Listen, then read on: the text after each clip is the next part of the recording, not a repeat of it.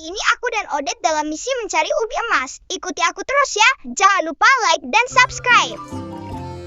Di pagi yang cerah, sang kuryang berdiri tegap di depan Tumang yang sedang tidur pulas di bawah bayangan pohon mangga. Tumang, ayo bangun. Ada misi penting mencari ubi emas di lembah kabut. Sang kuryang menggoyangkan tubuh anjing hitam besar itu. Tumang hanya membuka satu mata malas, menghela napas panjang, lalu kembali mendengkur keras. Ia jelas lebih memilih mimpi mengejar lalat daripada petualangan nyata. Woi, dasar anjing malas. Ya sudah, aku pergi sendiri. Baru saja sang kuryang melangkah keluar halaman, sesosok anak kecil melompat dari balik pagar dengan senyum super lebar. Itu Odet, anak paling kecil dan paling usil di desa. Woi bro, ditinggal Tumang lagi ya? Diam kau, aku mau cari ubi emas. Ubi emas? Aku tahu jalan pintasnya, tapi aku ikut ya.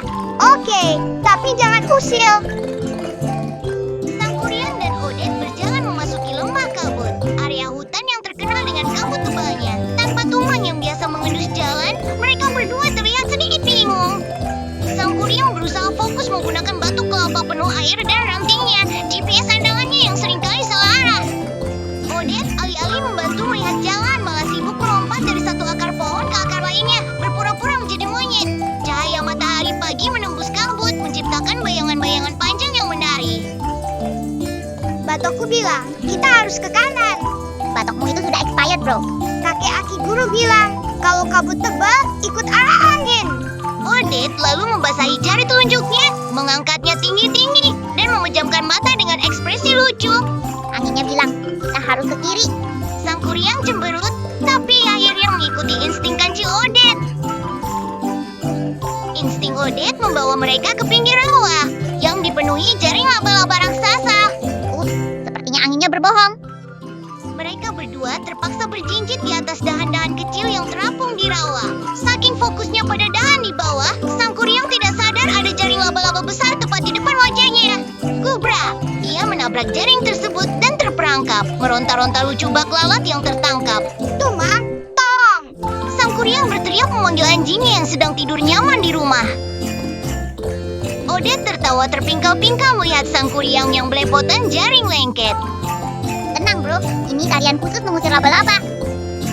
Odet lalu melakukan tarian aneh, melompat-lompat di atas dahan, menggoyangkan badannya yang kecil, dan membuat suara-suara konyol. Jaring-jaring itu akhirnya putus, dan sang kuryang terjatuh ke dahan di bawahnya dengan ekspresi DZ konyol.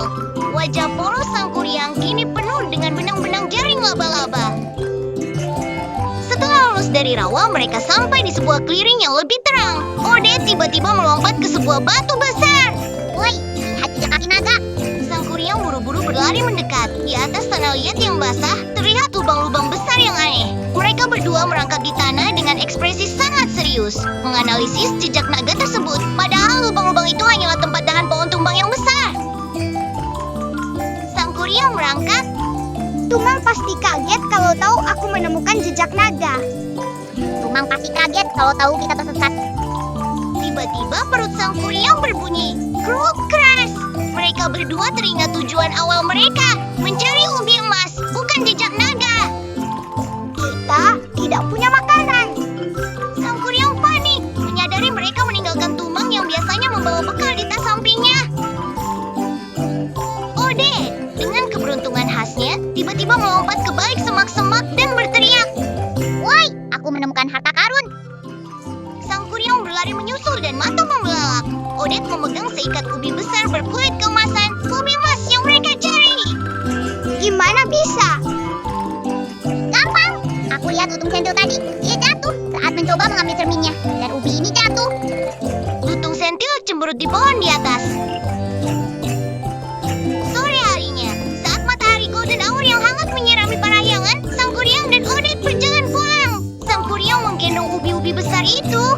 Wajahnya masih belepotan jaring laba-laba kering. Dayang Sumbi menyambut mereka di tangga rumah dengan senyum manis dan tawa kecil. Di belakang mereka, Tumang berdiri di halaman, menggelengkan kepalanya pelan, melihat majikannya yang belepotan dan ubi yang aneh.